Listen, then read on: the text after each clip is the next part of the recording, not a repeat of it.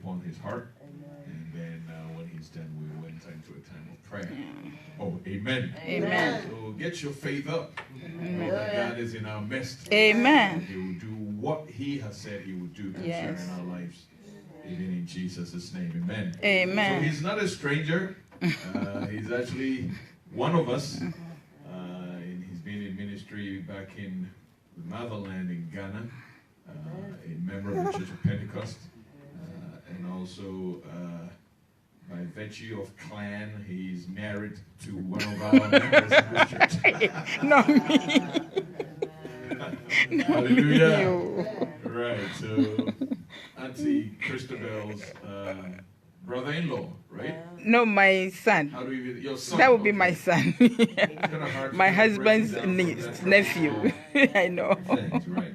But he's no other person than our own beloved brother Samuel Amponsa. And the Lord has placed upon his heart a word for us. And I pray that you open up your heart even as you receive, and then we'll enter into the time of prayer. Amen. Brother, God bless you. Amen. God bless you, Pastor. Amen. I appreciate God for such an opportunity, Lord, and I appreciate the pastor and the presbytery and the entire church for accepting me in such a short time. I was here on Friday for the half night. I was here half of the time for the half night. And then Sunday I was here.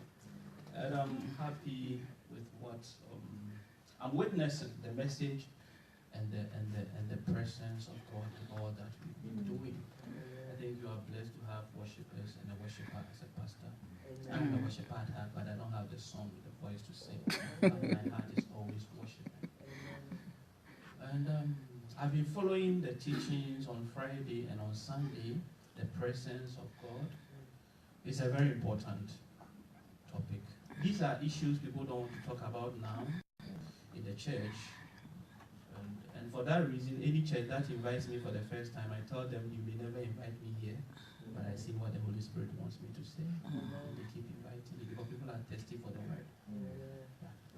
And I'll just try to, in the next 15 minutes, sum up the last preaching I did in the church, one of the charismatic churches in Ghana. It took me about 1 hour to finish, but I'll try to unpack it in 15 minutes.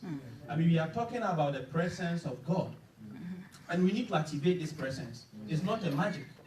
Back home, people are selling anointing oil. Okay, that's not no crime. People are selling favor oil. People are selling breakthrough oil. People are selling all sorts of oils and other things.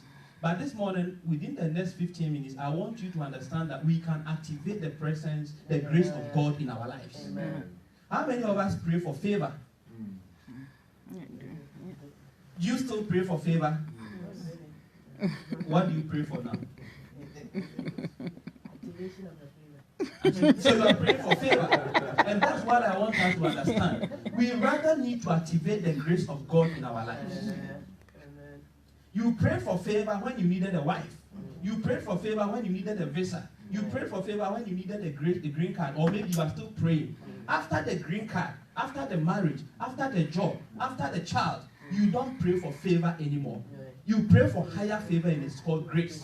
So this morning, within this short time, I want to tell you that we need to activate the grace in our lives. That is what we need as Christians. Of course, from time to time, we need a favor for one thing or the other. But beyond that, we need a higher favor, and that is grace. So if you go to the book of John, chapter 8, I'll use the illustration of the woman who was caught in adultery. Because of time, we cannot speak. But you see, within the time that they got hold of the woman, and the time she came to Jesus, they brought her to Jesus. And the time Jesus said in verse 11, go and sin no more. When you read the New English translation, it's very deceptive. Be wary of the Bibles that you read now. Satanic Bibles are all. Because when I was preparing my message, I read one version and they said, Jesus said, go and live in your sin. That's what Jesus said. I think the New Living Translation, when you go check. If you read King James or New King James, you will see go and sin no more. That is what Jesus said. And that is grace. Right. So within the time that they got hold of the woman, and the time that Jesus said, go and sin no more, the woman encountered favor. And the favor brought about grace, about mercy. And the mercy led to grace. What do I mean here? In Leviticus, Moses wrote that when any person is caught in adultery, not fornication, sleeping with somebody's wife, sleeping with somebody's husband, adultery, that person should be stoned to death. So under normal circumstance, how many people should be stoned to death? 2. And we cannot recollect how many people had been stoned to death from the time Moses wrote that law, thousands of years before Jesus came. Mm-hmm. But you see, when the mercy of, when the favor of God falls upon you, you become a different person. Because I believe even at that time, some people were being stoned. But for a reason, they said, let us go and try Jesus so that we can accuse him. It's just like when they put Shadrach, Meshach, and Abednego in the fire, and the king decreed, increase the fire by 7 times. He didn't know he was rather activating the presence of God. Amen. When the favor of God is upon you, that's what happens. That's why the Bible says, all things work for good. And Pastor gave a very good illustration. The things will be knocking each other. Those that are not for you will fall off. Those that are for you will fall in place. So when they took the woman to Jesus, it was pure favor. Favor is divine selection. Favor is when you are put ahead of others. Favor is what connects you to the right people at the right time for the right purpose. And so somebody will tell you, come and buy favor oil. It may work. But for those of us who know God, when the favor oil gets to us, it will collapse. It cannot work. Because we operate beyond charm. Hallelujah. Amen. So they met, the woman encountered Christ. And it just reminds me of what God himself said about David in Psalm 89:20. That I have found my servant David, and I have anointed him with my oil. That is pure favor.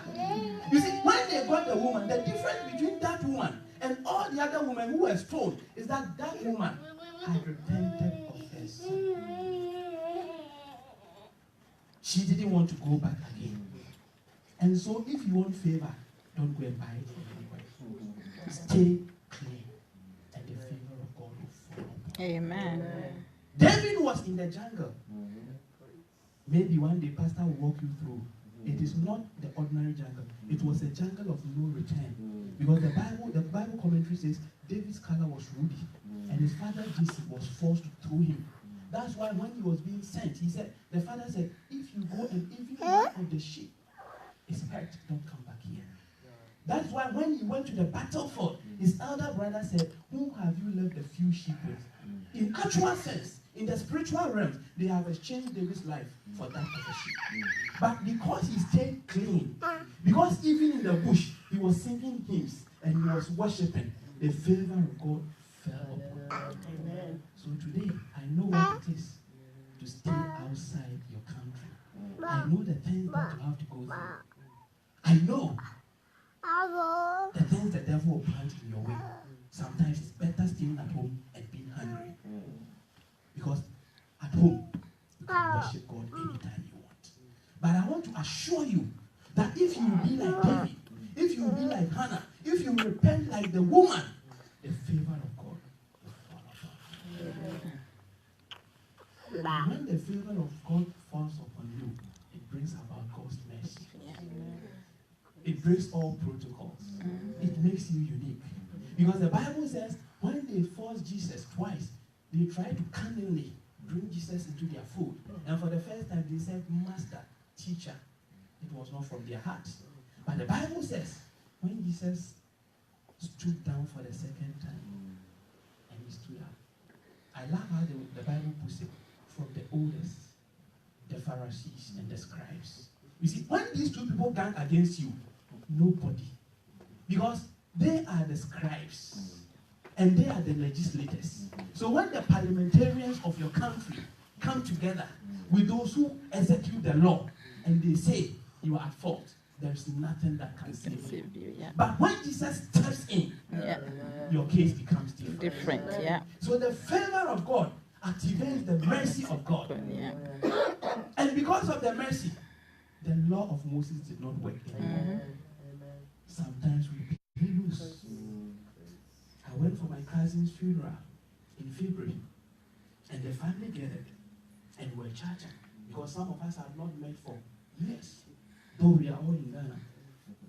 Then I saw one person had taken, those who drink, they had taken a drink, and he started pouring libation. I quickly walked out of the place. Sometimes we think it is for nothing.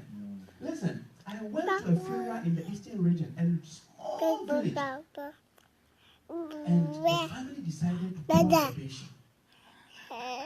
You sit there, you may think I'm a family member. It is nothing. But if you want the favor of God, you distinguish yourself. Yeah. As soon as this dirty-looking man, I'm telling you, you see, when you go to village, there are people who are drunkards and nobody respects them. But you don't know the spirit that they carry. As soon as he lifted the drink and he put the first drop down, God told me, many people are going to leave these funeral grounds with scars. But those who belong to me, nothing will harm them. And between that village to my home in Agoba, we nearly had 2 serious accidents. The pastor who came said they had to stop and pray on the way more than 5 times. So you don't take things for granted. You don't. And when the mercy of God is upon you, if it is not upon you, you see, God said people are going to live here with scars, but not those who are with me. Yeah. Why? Because when God's favor is upon you, His mercy is activated, and the laws of the land don't work anymore.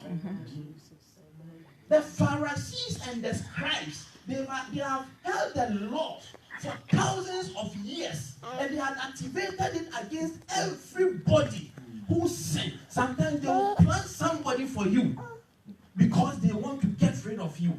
But whether this woman committed the act as an act of omission or commission or whatever, the laws were rendered useless. Why? Because the mercy of God was activated. Because of the favor that brought them together. This morning, I pray that whatever you are going through, whatever you are going through, and whatever you are about to go through, because the beautiful thing is that the more God raises you, the higher the challenges you face. And when you pray that, God, I want to be like David, you should be ready to face the challenges. Yeah. If you want to be like Daniel, you should be ready to forgo good food and face the lions. Yeah. If you are a woman and you say, I need the favor of Hannah, you should be ready to go through what Hannah went through. And at a point you say, I will not lie on a foreign land. If I die, I die. Hallelujah. Amen. Because the woman repented of her sin, the favor of God dropped in her. And it's the favor that when the people thought, we are taking this woman to Jesus, at all costs, the law will be at work. We will stone her to death, but we will also be able to get something against Jesus. Because of the favor, mercy was activated, and the people were put to shame. Amen. Today, if any spiritual cause is high because of you, may they be put to shame. Amen. Whether we like it or not, we are always meeting. We are meeting because of you. We are meeting because of where God is placing you. We are meeting because of your children. We are meeting because of the blessings of your life. And I told my friend who is a prophet when I ministered there, that prophet, the things that you see, that people think you are Oga, is 1 out of a trillion of what the devil is doing. That's why when we see these things, we pray and we laugh and we go. It is for God. So you have to sanctify yourself and activate the favor of God in your life. Because when the favor comes, you see, if you go to the verse 10 and 11, Jesus said, where are your accusers, woman? And the woman said, they are all gone. That is mercy at work. Amen. And the first part of the verse 11, Jesus said, neither do I condemn you. And if God doesn't condemn you, who can condemn you? Yes, I was enjoying the Bible studies on Sunday, but I had to keep my voice down. It's the first time. You see, sometimes we repent, but we don't forgive ourselves. A lady came to me, a South African. She had finished school, sought for jobs, did attachments, jobs were not coming. And because we were praying with her mother, and God was answering her, she told her to come. So I prayed with her. And what she was expecting to hear was not what God said. In any case, I'm not a prophet, so occasionally God gives me something to say. I'm just a Bible teacher. And I told the woman, lady, this is what God is telling me. That He has forgiven you of the things that you have done. God never told me what you did. But He's saying that until you forgive yourself, doors will not be broken. Doors will not be open for you. Then she started crying. Why? She said, I have been sleeping with somebody's husband and we have caused 2 abortions. I said, I don't want to hear. We have all had our downturns. We have all done serious things in our lives. But the favor and the mercy of God changed us. So God is saying, forgive yourself. And that is it. What I want to say is that no matter what you do, you clean yourself and clean your heart. God's favor. Amen. And God's favor activates His mercy. Amen. And the most important thing is that you activate God's grace over your life. Amen. You see, the reason why some of us are failing is that we pray for jobs. And when we get the jobs, we still pray for favor. And you don't need favor anymore. God has given you the favor. You pray for children, you get the children, and you are still praying for favor. Favor for what? More children or grandchildren? You need your permit to stay in this country. You have gotten it, and you are still praying for favor. Favor to become what? A senator, or the president. You need the grace. The grace is what will make you different. So when Jesus said in the verse 11b that woman, go and sin no more. Some of us may think that it was ordinary language Jesus was speaking. And so what? But we have to understand that Jesus is His word, and His word is Him. And nothing was made without the word. Amen. It is the same word that He spoke that the guy who died, what was his name? Lazarus. Arise. It's the same word. It's the same word that God spoke. Let there be light, and there was light. So when Jesus speaks to you, He speaks to your soul and He speaks to your heart. I may only impress upon your mind, but Jesus speaks to your heart. And when you meet Jesus, whether you transform or you don't, you never become the same again. Never. You cannot encounter Jesus and become the same again. Even if you live in your sin, something has been imprinted on your mind, and it will always break you. So when Jesus said, woman, go and sin no more. You see, He had already found a woman and forgiven her. So favor had finished its work. What Jesus did was that He had given the woman authority to go. And when she went, she will never again have any urge to fornicate. She will never have any urge. It's just like the Samaritan woman who met Jesus at the well. She quickly turned from an executive prostitute to a preacher of the word without going to theological seminary. Because when you encounter Jesus and the grace is activated, you become a different person. Amen. So what Jesus says is not ordinary. She said, woman, and that was grace. Because who will meet you and will be able to make everybody who meets you. You see, the Bible says, please God. Sometimes when we are praying, we make mistakes. We forget the opposite. When our ways don't please God, we make our lives. Sometimes when we are praying, we say, claim me, claim me. What I want to tell you this morning, that stay clear. Even as Jesus found David, in forest, was found.